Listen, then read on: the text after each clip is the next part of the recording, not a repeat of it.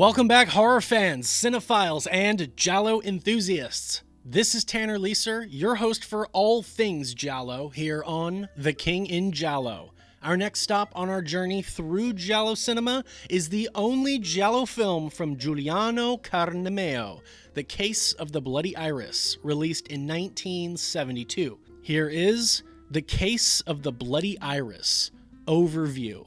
The Case of the Bloody Iris, also called What Are Those Strange Drops of Blood Doing on Jennifer's Body, is an Italian production directed by Giuliano Carnimeo, billed as Anthony Ascott. The script was written by Ernesto Gastaldi. Music is composed by Bruno Nicolai. The cast is comprised of Edwin Fenech as Jennifer Lansbury, George Hilton as Andrea Barto, Annabella Incontrera as Sheila Heinrichs, Paola Quattrini as Marilyn Ricci, Giampiero Albertini as Commissioner Enci, Franco Agostini as Redi, Oreste Lionello as Arthur, George Rigaud as Professor Isaacs, Ben Carrà as Jennifer's husband, and Luciano Pigozzi, billed as Alan Collins, as Fenech. The plot follows Jennifer, who, with her silly friend Marilyn, both models, move into a high-rise apartment, but soon after, a woman is slashed to death inside the elevator of the building. The police are unable to narrow down the possible list of suspects to any bankable leads, despite feeling certain that the killer is another tenant. Jennifer is then stalked by her dangerous pervert of an ex-husband, hell-bent on returning her to him. The bodies continue to pile up, and Jennifer's safety is shadowed by imminent danger. With Luciano Martino as producer, Edwin Fenech and George Hilton as stars, and Ernesto Gastaldi as writer, this film seems like it would be directed by Sergio Martino, but for reasons, the directing spot was given to Giuliano Carnimeo, a directing veteran in his own right. Coincidentally, this film would premiere on August 4th, 1972, the same day as Sergio Martino's fourth giallo film, Your Vice is a Locked Room and Only I Have the Key. His third film came out earlier this year, All the Colors of the Dark. The Sergio Martino cast and crew usual suspects seem just a tad detached from the film, compared to if their boy was leading the project. For all intents and purposes, the film has a lot of callings of Sergio Martino's gialli, but several things are just a little off. Most of these failings, let's just call them, do stem from the script. Ernesto Gastaldi seems to have taken on too many projects at this time, and some focus was not given to this script. For example, there exist numerous plot points that seem to be vital to the mystery, but ultimately don't lead anywhere. Jennifer's vicious ex-husband is given a lot of attention, which usually tips the hat to the more seasoned giallo viewers that he'll just be a red herring by the end. There are a plethora of flashbacks to the couple's previous sexcapades, which often take the form of dreams or nightmares, which harken back to a similar style of narrative storytelling seen previously in Martino's earlier gialli, The Strange Vice of Mrs. Ward, 1971,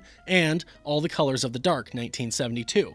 Along with all these flashbacks are also the flashbacks of George Hilton's character, which are spawned from a traumatic event in his childhood. Hardly characterization, but we'll take it, despite it feeling sorta haphazardly thrown in. Gastaldi works overtime to keep us guessing, but like I stated, for more seasoned viewers, the reveal should not be too much of a surprise if you're keen to all the details and the more obvious trappings of the script to fish for red herrings. The directing is also not quite as top-notch as a Sergio Martino giallo would be. The pacing is somewhat stop and go, with many scenes being slower, drawn out, and contemplative, which will swiftly transition into fast-paced action scenes or murders which are so quick, if you leave to use the bathroom or grab a snack real quick, you'll miss it.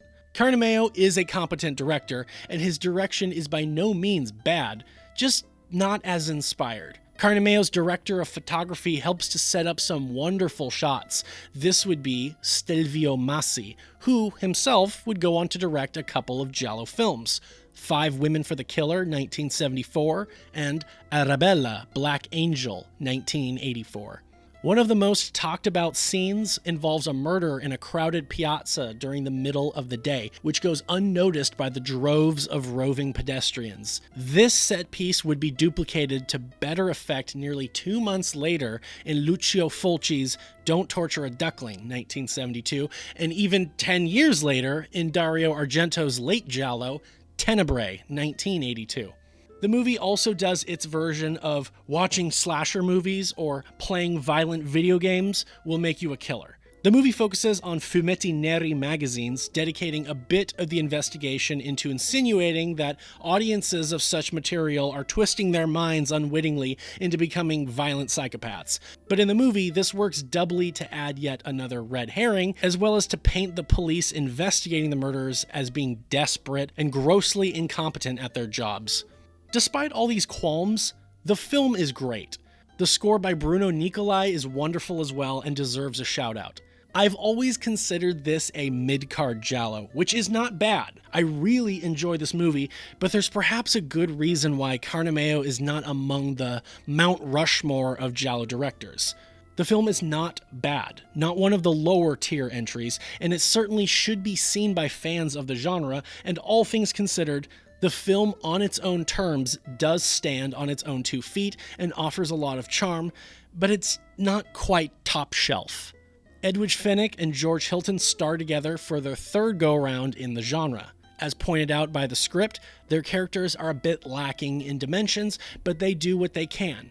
Fenech is unable to avoid falling into the dreaded victim-type character, whereas Hilton, once again, is made out to be so suspicious that he too seems that he must be a red herring. Annabella Incontrera from Double Face, 1969, as well as George Rigaud from Perversion Story, 1969, add to the supporting cast, plus one of my favorite giallo supporting cast members, Luciano Pigozzi, who is always fun to watch. The cops are also among my favorite police in giallo in terms of checking the incompetent at their jobs cliché. Giuliano Carnimeo was born in 1932 and entered the world of cinema in the later part of the 50s. Despite dabbling in a bit of everything, he was predominantly a director. He would usually be billed under the pseudonym which he uses for this film, Anthony Ascot, which spaghetti western fans might recognize considering that he directed numerous films in the Sartana series. For example, I Am Sartana, Trade Your Guns for a Coffin, 1970, and Have a Good Funeral, My Friend, Sartana Will Pay, 1970. This film remains his only endeavor in the giallo film genre, which I would have invited him to have a second go of it, had fate unfolded differently.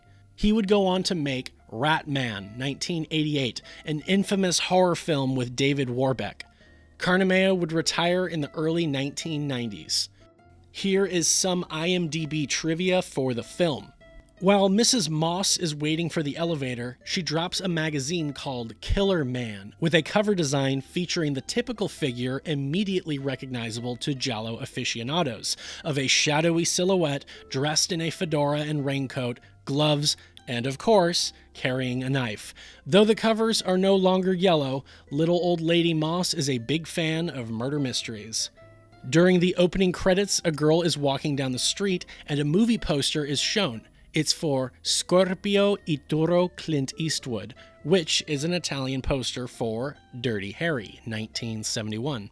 Good thing they changed the film's English title to The Case of the Bloody Iris, since the Italian title translates as Why the Strange Drops of Blood on Jennifer's Body. But, though there are splatters of blood on most of the other women in the picture, and there are, indeed, drops of blood on an iris, there are never drops of blood whatsoever, strange or otherwise, on Jennifer's body. But I digress. On to the review. Spoilers ahead for those of you who haven't yet seen the film. You've been warned.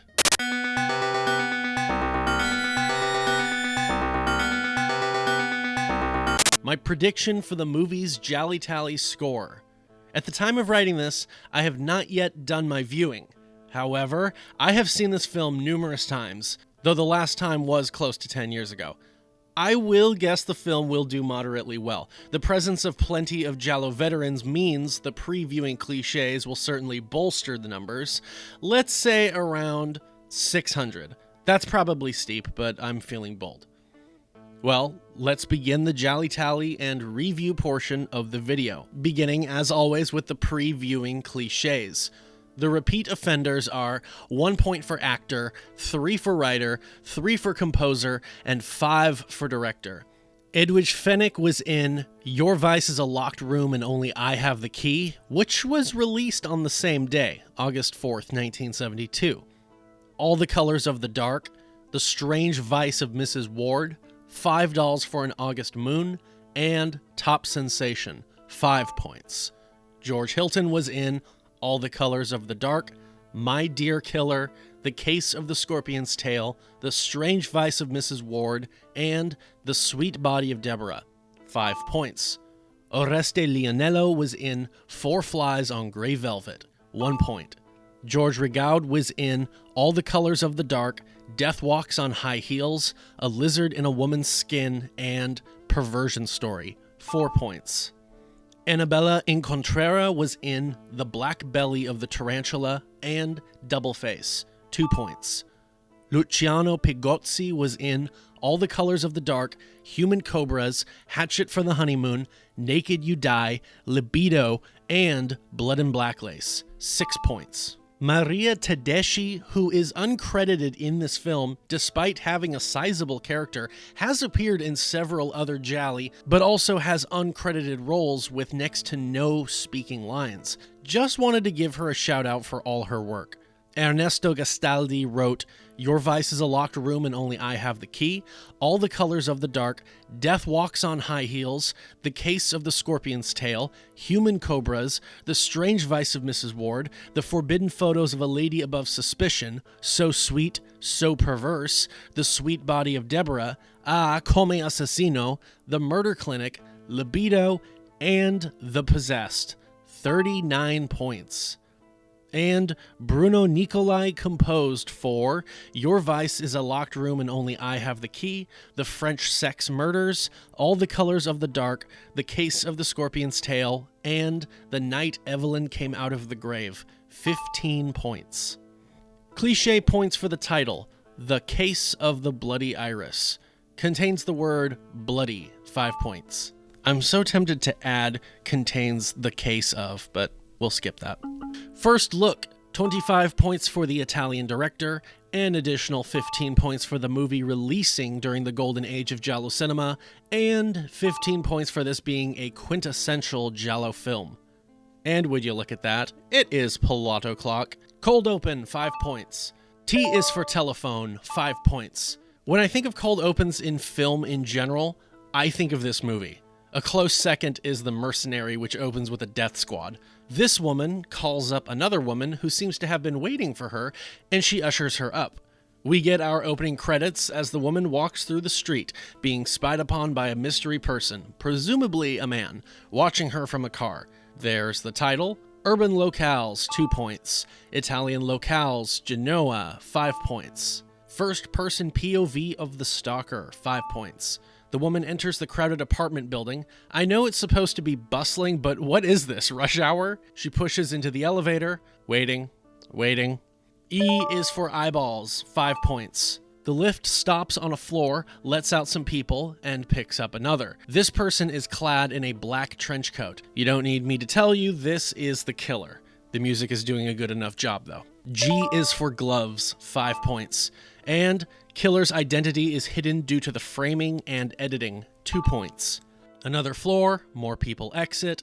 The killer corners their quarry. They prepare something in their pocket. Another floor, everyone else exits. Bam! The killer strikes. The woman is muffled. K is for Knives. Extra points for blood appearing on the blade, 10 points. She is attacked repeatedly with the knife. The final slash comes, and as she drops, the killer exits, but courteously sends the lift all the way up, which was thoughtful because these tenants are waiting at the top for it. They go to enter the elevator, but discover the murdered victim inside. Z is for Zoom, extra points for a zoom on a dead victim, 10 points. They do not recognize the woman as being a resident of the building. Mrs. Moss here claims she's lived here for years and would know. The young lady introduces herself as Mizar Wellington and leaves in a hurry to get to rehearsal after informing the others that the police can contact her if need be. The two women take off for the stairs. A crowd has gathered down below, calling out for the elevator to come down already. Nell'ascensore c'è un morto! Y is for yelling, 5 points. We cut to this photographer showing off pictures of models when he drops this bombshell. Negra, ma non troppo. X is for xenophobia, 5 points. And don't fucking argue the semantics of the word. That cliche was given to this genre for remarks just like that. The photographer tries to sell a model to the man in terms of using sex to sell, not like a slave. Oh, let's add queer character, gay man, 5 points.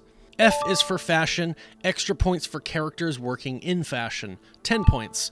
The photographer goes to work with his two models. N is for nudity, 5 points. The music, as well as the way this is being shot, signifies that the man is in love. We then jump to the other model, working in some bizarre performance. Mizar shines a spotlight around the room and reminds them all of the rules. Any man who can pin her down within 3 minutes can have her. She searches, eventually inquiring to George Hilton's character. Finally, a volunteer rises. The timer begins, and the struggle for supremacy is on. I don't think he understands the rules, though. Or perhaps he knows he's not going to win, and so he's just trying to get what he can before time is up. Necking, 5 points. She continues to fight him off as he continues to either cop a feel or dive like a fool onto the floor. Typical 1970s Italian misogyny. Woman is molested, groped, or sexually assaulted. 7 points. Yes, I was conflicted about rewarding this cliche. Honestly, I could add it later in the film, so it's fine. She even makes it easier for him, but he's just kind of sort of bad at this. She offers him a chance again, but again, nothing. He does eventually rip her top off, but like I said, I think he just misunderstands the assignment. She chokes him with her legs, forcing him to submit right as the timer goes off. A woman outmuscles a man, 15 points. The man is enraged, but Hilton arrests him from becoming violent, which prompts the man to become even more belligerent. Okay, so his character's name is Andrea. He hasn't revealed that yet, but damn it, I'm not going to call him George Hilton's character anymore. He asks the bartender to arrange a meeting with him and Mizar. Cut back to Edwin Fenech, who, again, I will just reveal that her name is Jennifer. She is being photographed. I hate adding more nudity when someone still has clothes on, but I know with how YouTube has been treating my videos that they'll get upset if I don't blur this. Extra points for Z is for zoom for a zoom on eyes, another 5 points. Jennifer sees her ex-husband Adam walk in and she is overcome with fear. She looks around but cannot see him. Was he there really? Art featured. I'll say extra points for the photography being central to the plot. 10 points. Jennifer's friend checks in on her, but she just blames the intense lights. Her friend excuses herself, saying she has a date tonight. Outside, Jennifer notices a white iris left on the ground, which obviously means something to her as she becomes terrified again. As she tries to leave the area, twice she is cut off by a man's shadow. She is eventually cornered by her ex, who confronts her about not liking the flowers anymore. We receive a mesmerizing flashback. The vision shows the two engaging with multiple partners. We hear this voice stating that the iris is symbolic of the group, one item consisting of multiple parts. Orgy scene, 7 points. He tells her she must return to the group. In this second flashback, Jennifer expresses feeling uncomfortable with the entire arrangement.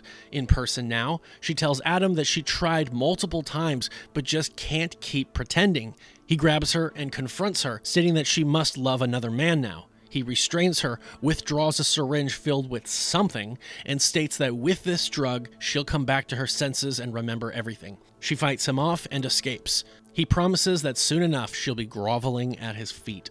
Mizar arrives back at the apartment. She goes into the elevator but has a hallucination of the victim from earlier. H is for hallucination, 5 points. This is definitely a hallucination. She takes the stairs up instead. Inside her flat, the lights are out.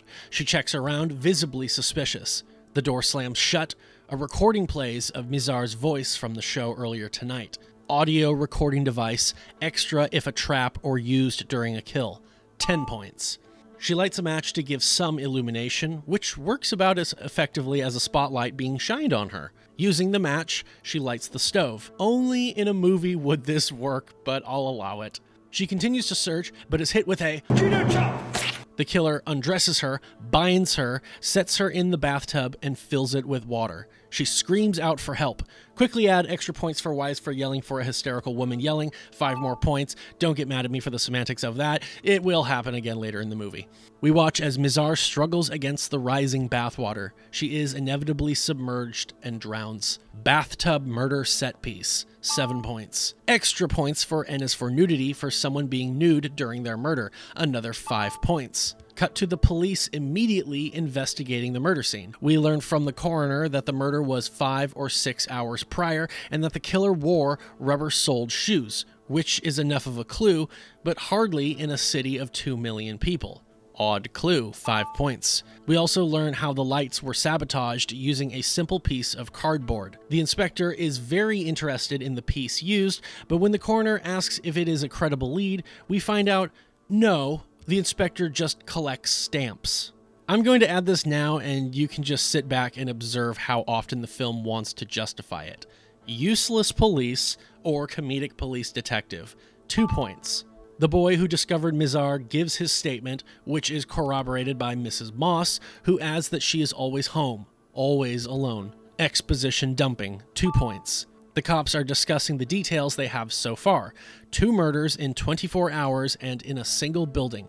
They read a note that was found at Mizar's. Sei nera come il peccato, e ti ho tutta sotto la mia. Yeah, I'm not touching that. We learn that there are 700 residents in the building, and the police's job is getting tougher because people kill for no reason nowadays. Cut to Andrea and Arthur, who briefly mention the 2 girls moving into the now vacant apartment room after the murder. The gals arrive and are very gracious. A zoom reveals Jennifer's husband, Adam, who is spying on them. Arthur reveals to them that a woman was killed who lived there, which dampens the mood some, but that's life. The police are speaking with the distraught club owner, who announces that Mizar was his goose who laid the golden egg. He is pressed, but confesses that he will have to search to find a replacement, but that she truly was one of a kind, and despite things, she was never trouble for the club. Q is for questions, 5 points. They ponder the nature of her theatrics, what would have happened had she ever failed to keep one of the men at bay, which is relented that nothing dangerous could have happened to her in the 3 minutes, but it opens the floor to suspecting that one of these disgruntled men might have sought to have his way with Mizar outside the club. Fenech apologizes that he cannot give out member information, which incites Commissioner Enchi to slap him and threaten him lest he have his brothel shut down and Fenech arrested. He agrees to cooperate. Andrea is with Jennifer and Marilyn as they set up their new home. Jennifer asks where the murder occurred, and Andrea tells her in the bathroom. She accidentally cuts herself trying to open a can, to which the sight of blood causes a reaction in Andrea. Marilyn goes to find some rubbing alcohol and rings the neighbor, Mrs. Moss, who opens the door with a scowl and promptly slams the door in the young woman's face. Marilyn returns and quips that Andrea must be Mizar's killer because she was drowned and there was no blood. Nobody finds her particularly funny. She leaves the 2 to hop in the bath, and as they converse, they overhear a violin playing in the other apartment. Andrea mentions the tenant is an old professor who plays the violin. Jennifer asks him how he knows that if he's never been here. Andrea says his office receives numerous complaints a day regarding the violin. Dinner is ready, and Andrea goes to get Marilyn. Was there a time jump or something? Didn't she just leave to take a bath? There's no response from behind the door, unless you count water flowing out from the threshold. They burst into the bathroom and find Marilyn drowned in the bathtub. Nope, it was a tasteless joke. Andrea asks what the matter is with her. Marilyn makes a remark that she was pretty spot on, minus that the dead girl was black, which gives her a good little schmack. Typical 1970s Italian misogyny, woman is slapped, 5 points. Jennifer scolds Marilyn, who plays innocent. Knife out, Adam waits in the shadows. Andrea comes out, nearly gets hit by a car, reckless driving, 5 points, but is ambushed by Adam, who is incensed. O is for obsession, 5 points. Adam claims that Andrea was with Jennifer and that he can't have her, but Andrea speeds off. Commissioner Enchi asks Arthur about Andrea, who claims the 2 have been friends for 20 years. Enchi asks what is Andrea's quirk, What does he love? And Arthur says he loves money, but don't we all? That night, as Marilyn and Jennifer sleep, an anonymous assailant enters their home. The shape approaches Jennifer and wraps their hands around her throat, but she wakes up and screams. The prowler runs off, but by the time Marilyn gets her sleeping mask off, there is no one, yet the window is open. Marilyn taunts Jennifer for still believing in the boogeyman. Typical 1970s Italian misogyny. Woman is gaslit. 4 points. Jennifer asserts that it wasn't a nightmare, but Marilyn peers out the window and sees no possible escape route an intruder could have taken. Jennifer swears, but Marilyn just brushes her off, also saying, Tu hai bisogno d'un uomo. Ma sì, come si fa a passare dall'amore di gruppo al voto di castità? What a bitch. Cut to Enchi and Andrea. The commissioner remarks on how much money is involved in the apartment buildings, which coincidentally prompts Andrea to remark that he's late to meet some friends. Cut again to Marilyn and Jennifer waiting in a cafe. Marilyn points out a woman sitting at the bar as being one of their neighbors.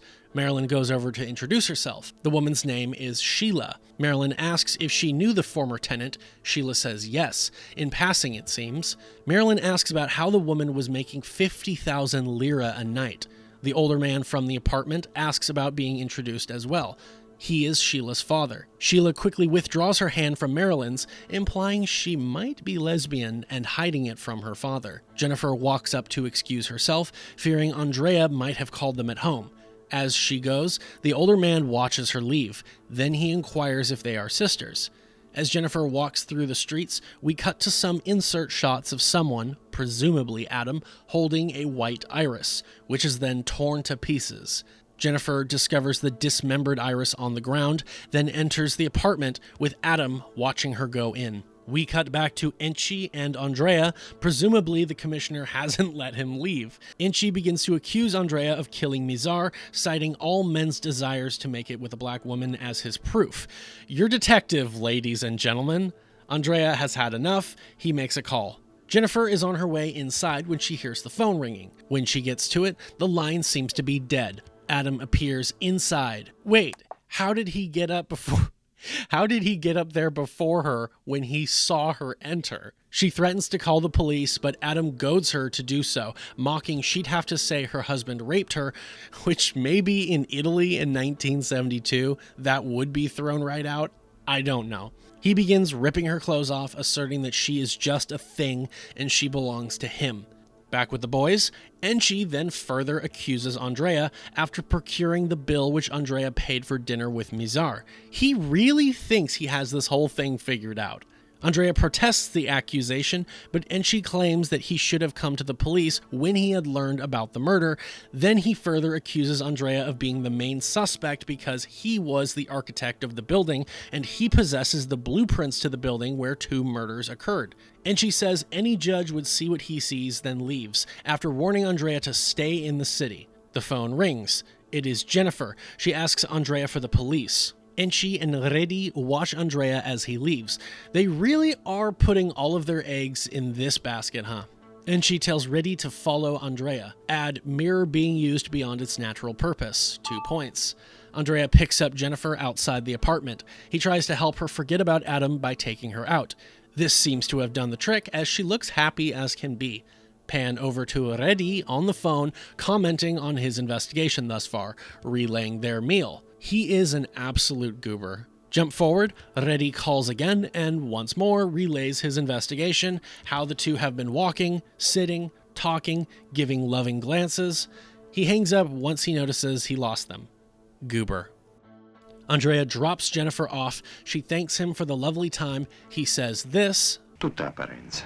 Voglio anch'io infilarmi nel tuo letto, né più né meno come gli altri. I love how men in giallo films will joke like this with a woman as if they're not actually saying what they mean. She exits, and as he pulls out, Andrea gives a somewhat sinister look. Redi follows him. Inside the flat, Jennifer is unable to get some light. She moves throughout the rooms until finally a light comes on. As she begins to undress, she is ambushed by someone. The assailant tells her not to move, and Jennifer states that he is not Adam. She asks who this mystery man is. He places his hands around her neck, then slowly gropes the silhouette of her body. He pulls her close, but she fights back and tries to run, screaming out. The assailant falls, clutching at Jennifer's clothing, which rips off. She flees out the door and seeks refuge at her neighbor, Sheila's, who lets her in. Sheila gets something to cover Jennifer with, remarks about having met her briefly the other day, and states that she hoped they would become friends, despite the circumstances being more odd. As an affectionate hold is applied, Sheila's father, the professor, walks in. He seems a bit uncomfortable. He walks in without returning the greeting his daughter gives and hides away in his room. Sheila says he's just moody. The violin begins playing, and Sheila states that she will walk Jennifer back and make sure the apartment is clear. I want to point out how so many people, Andrea and Sheila, seem to have forgotten that both instances of Jennifer being attacked in her apartment recently, the offender had just let themselves in beforehand, meaning they could do it again and she isn't safe in her apartment alone, even if they check to make sure no one is there now. But sure, go ahead and ensure the place is empty now, then leave. The violin can still be heard through the wall. Sheila, again very hands-on, promises she won't leave, then Marilyn walks in. Jennifer tells Marilyn about her being attacked earlier, but she just makes a joke about it. At this point, her character is not charming with the jokes. She's either completely selfish and rude, or an idiot. She finds a bloody iris on the floor. Heyo! Jennifer then notices bloody handprints on one of the side jambs of a door. She rips open the door, and to everyone's surprise, Adam falls out, dead, with a knife sticking in his gut.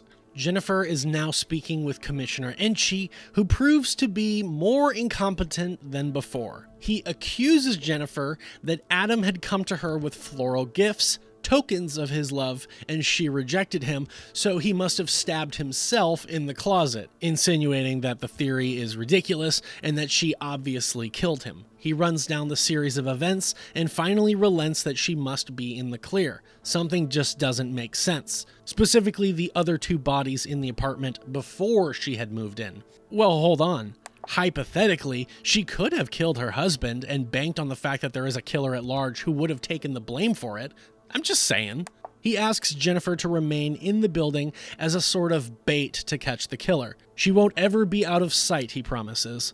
Lastly, he warns her about entering into new friendships, specifically with women. Cut to Marilyn and Jennifer, the latter mentioning that the detective had warned her that Sheila is a lesbian, when suddenly their jovial discourse is interrupted by some of the neighbors heard arguing through the walls.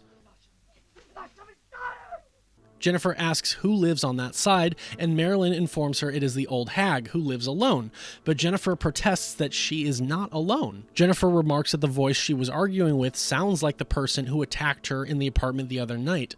Marilyn, ever the gaslighter, tries to listen in, but only hears, claims Jennifer needs more sleep, and walks off. Good friend. While tailing Andrea, Reddy is at a street vendor peddling reading materials. The old neighbor, Mrs. Moss, purchases numerous gruesome paperbacks, then leaves. The vendor tells Reddy that she's not right in the head. All she buys is fumettinary magazines and obituaries. There's this humorous bit where Reddy is receiving a parking ticket, but when the cop notices him, he rightfully assumes that he must be a cop. He notices Andrea picking up Jennifer. Cut to Enchi on the phone. A man enters and informs him of his findings regarding the handwriting related to the note found with Mizar. It is a woman's handwriting. Not sure how they can figure that with certainty. Impossible scientific method. 3 points. Enchi is interrogating Sheila. There is a brief back and forth about the increasing incidence of both women and men becoming homosexual, and then he finally asks her who is Andrea. Andrea takes Jennifer to his place, where he tells her that he wants to love her truly. They begin the smooching as we zoom to Reddy watching them outside in his car. V is for voyeur, 5 points. The scene goes on for a good while. Oral, 7 points. Aardvarking, 10 points. Typically, I don't give this one away so liberally, but I'll make this exception. Cut to Marilyn walking through the city carrying a buttload of wrapped parcels. Presents, let's call them. We see the gloved killer withdraw a knife. They approach Marilyn, who seems to recognize the killer and offers them a smile, only to have the knife plunged into her belly. She drops everything, stumbles forward, and falls into Andrea, clutching him and covering him in blood. Jennifer walks out and sees Marilyn collapse to the ground, bloodied at the feet of Andrea. Reddy, unaware, notices the gathering crowd and springs into action. The encircling crowd believes Andrea to be the killer, proclaiming that he has a weapon. He flees the scene, being pursued by Reddy. Jennifer runs to Marilyn's body and weeps. Foot chase, 5 points.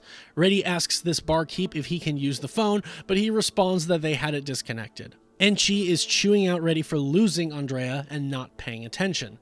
They enter the next room, where Jennifer sits waiting for them. She attests that Andrea is innocent. She cites his hemophobia as a deterrent for him not committing a violent murder, but Enchi counters that it is more evidence that he did do it. He quotes a verse of an Ossian poem as proof. He goes on to relay the connection Andrea had with each of the previous victims, including his desire to get rid of her husband and her best friend. Jennifer calls them out for being both eager and lazy in their investigation. On her way up to her apartment, Mrs. Moss drops a Fumetti Neri magazine entitled Killer Man. Jennifer picks it up and, after a concerned look, returns it to the woman, who retreats inside. As she freshens up, Jennifer overhears a voice coming from Mrs. Moss's domicile, the voice pleading to be let out, that they will not hurt anyone. But the widow says that she's bought this person their magazines and to be satisfied. As the old lady goes out, Jennifer watches as she leaves, then attempts to break into her apartment. A few keys later, and she's in. The interior is decorated with religious iconography. As Jennifer searches, a door shuts from behind her. She goes in and peruses even more, but is grabbed by someone. The masculine voice demands her not to look upon him. She remarks that his skin is badly burned. I will say here, these effects are both great and terrible all at once. She turns around and looks upon the man, whose face is also burned. The two struggle, the man trying to kiss Jennifer while she tries to break free. Mrs. Moss returns and orders him to stop. When the woman demands Jennifer reveal why she's in her home, she tells her that she's looking for answers and that Mrs. Moss is hiding a monster. But the woman claims that he has never harmed anybody, that she is protecting him from evil people like Jennifer and all the other sluts. Her words, not mine. As Enchi is informed that Andrea is still missing, he tells Reddy that he's found it. A stamp! Ha ha. The phone rings, Reddy answers and jokes with the caller, who raves about finding the monster. Enchi intercepts the call.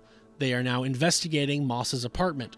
She explains how she has been widowed and alone for 20 years, but when Jennifer insists that she's lying and hiding a monster, the old lady insinuates that Jennifer's crazy.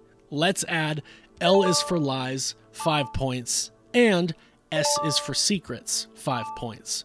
The cops drag an incensed Jennifer out of the apartment, assuming she's crazy. Moss tells Enchi to stop by whenever. Jennifer says this gem. Chiami sua nonna se vuole, ma la smetta di giocare al poliziotto e torni ai suoi stupidi francobolli! And they let her go. In her apartment, Jennifer packs, then receives a call. It is Andrea, who is reluctant to share where he is. He expresses that he wants to see her and gives her instructions to meet him tonight. Then the line goes dead. Jennifer arrives at a junkyard and searches for Andrea. Someone is spying on her, following her. Jennifer is startled and keeps searching. Andrea shows up, but so does Reddy. Jennifer is further startled by a falling car and flees the junkyard. As she leaves the scene, she bumps into Sheila. They walk back to the apartment together. Sheila's saying that she may move out and that her father would be likely pleased, but when they get into the elevator, it shuts on its own and begins descending without being prompted to. The lights go out, then the doors open to the basement.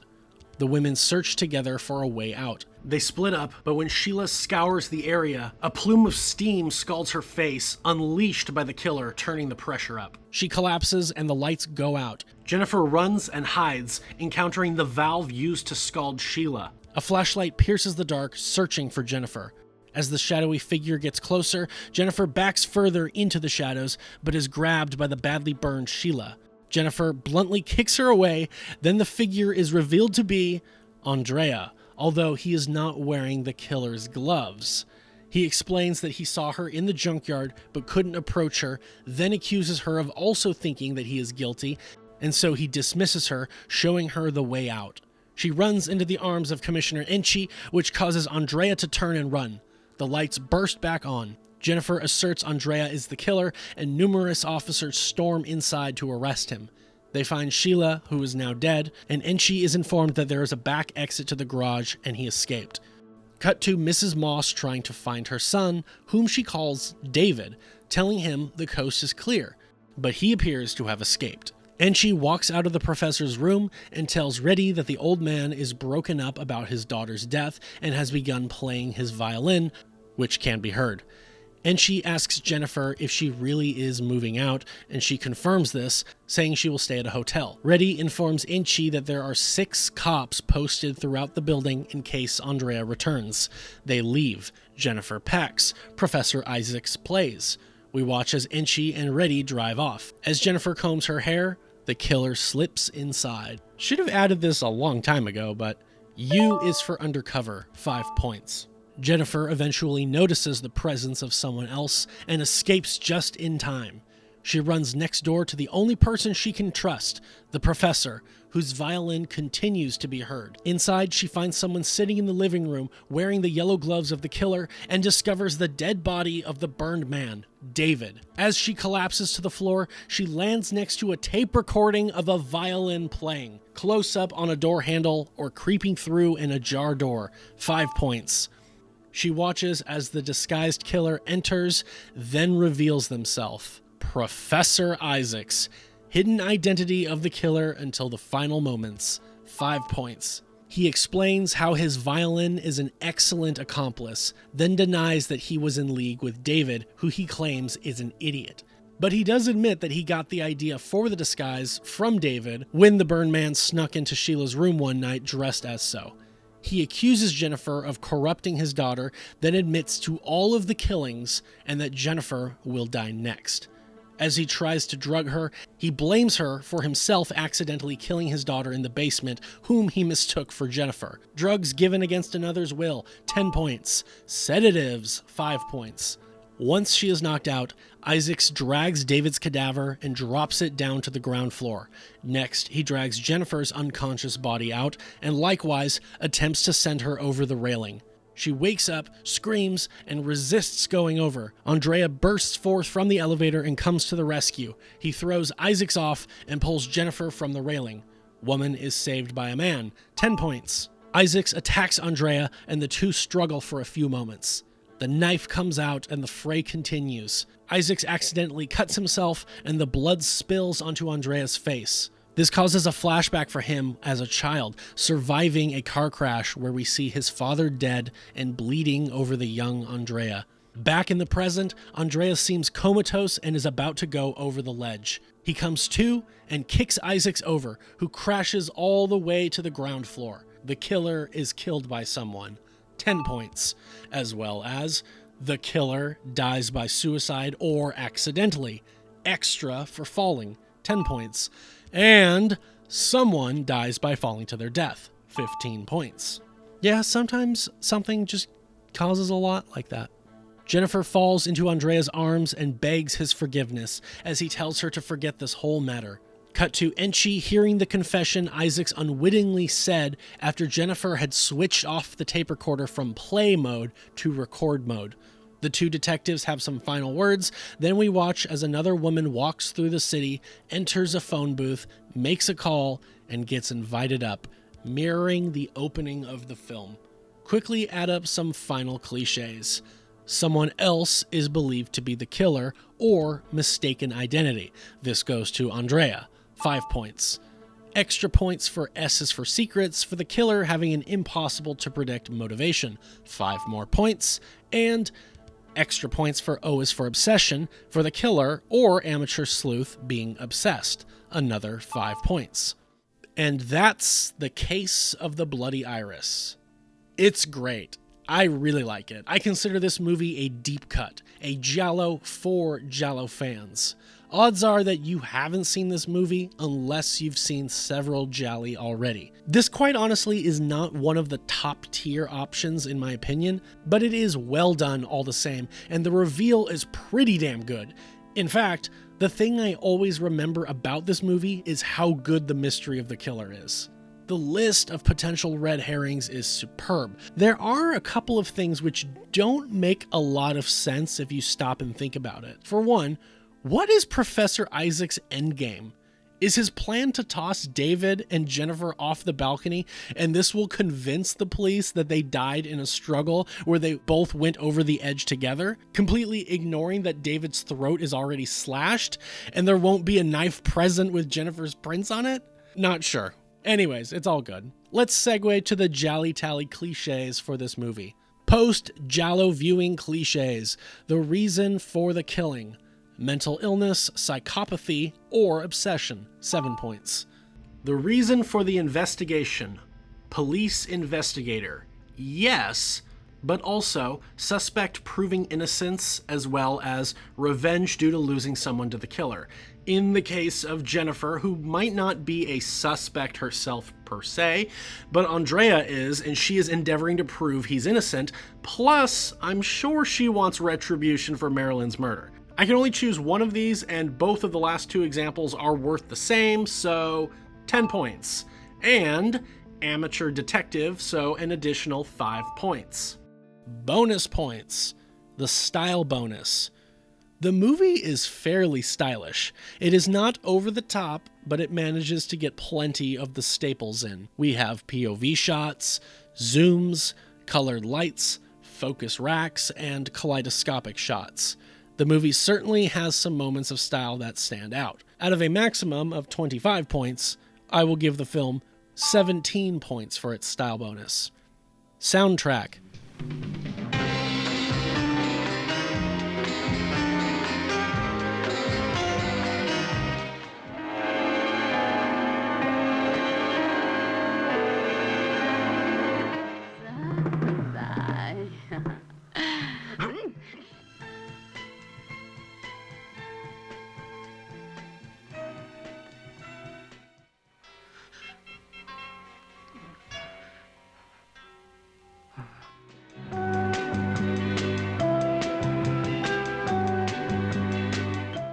Hell yes, 15 points. Bad effects. Yes, although the burn effects are decent, this movie drops not one, but 2 fake bodies from a height. Good on you, movie. 15 points. Final look. Extra points. The Deadpool tallying how many kills and deaths are featured in the film. I break it down as thus. 10 points per kill or death scene for the main Deadpool, plus any stylistic kill multipliers, which we didn't add yet, plus the knife kill bonus. We have the first girl, Luna, impaled, but upgrade that to throat slit and add with a knife, 22 points. Mizar, drowned, 14 points. Adam, impaled with a knife. We don't see the kill, but we see the wounds, 21 points. Marilyn, impaled with a knife, 21 points. Sheila, scalded to death. I will count this as burned, 18 points. David, throat slit with a knife. Off screen, but we see the wound, 22 points. Andrea's father, vehicular, 19 points. And Professor Isaacs fell to his death, which we counted that, so the base, 10 points. Extended Deadpool for those other deaths mentioned but not seen. I'll give 3 points for each. Technically, Mrs. Moss mentions her husband passing 20 years ago, but I am not counting this. This happened so long ago. Red herrings for the total number of legitimate suspects in the film. 5 points per legit suspect are awarded. Adam, Andrea, Professor Isaacs, Sheila, Mrs. Moss, and David Moss. I don't think Arthur, the photographer, Finelli, the club owner, Marilyn, or the cops are credible suspects. That's just me. 30 points for red herrings. Flashback sequences, 5 points each. We have 1, 2, and 3. 15 points for flashbacks. Nudity, I award 5 points for ass, 7 for breasts, and 10 for genitalia. We have breasts, breasts, breasts, breasts, breasts, ass, ass, ass, breasts, ass, breasts, breasts, breasts, ass and breasts, and breasts, for a total of 102 points for nudity. Ladies and gentlemen, for The Case of the Bloody Iris, I awarded the film an AZ score of 16 out of 26. With the bonus points for these, we have a modified score total of 120 points. And for the full GialliTally score, I award The Case of the Bloody Iris a GialliTally score of 830 points. Yes. Compared to Slaughter Hotel with 827 points, The Case of the Bloody Iris is the new leader with 830 points, with A Lizard in a Woman's Skin now in third with 759 points. So I predicted the movie would get around 600, 650 top. So yes, I am stoked. Finally, Slaughter Hotel is out of the #1 spot, and a proper giallo is in the first place position. This movie does have plenty of nudity, but it actually tames up after like the second act, and it never feels gratuitous like other gialli. There are also plenty of points that were in the pre-viewing cliches, plus the regular staples, as well as the kills were plenty and were quite extra. Like I say, these points do not mean a movie is better or worse. Please like this video, share it with your friends if they are horror fans or cinephiles, subscribe to The King in Giallo if you haven't yet, and if you have any questions, thoughts, curiosities, or concerns, leave those below in the comment section and I will get back to you.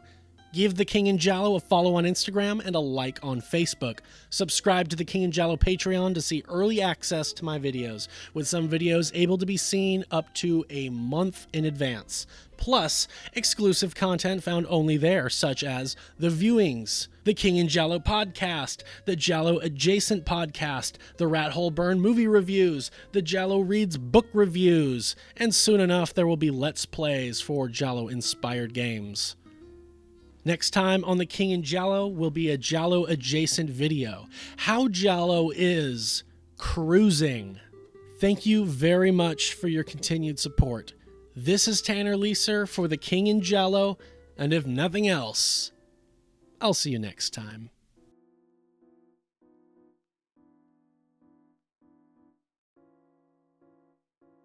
Ah, e ora io che faccio?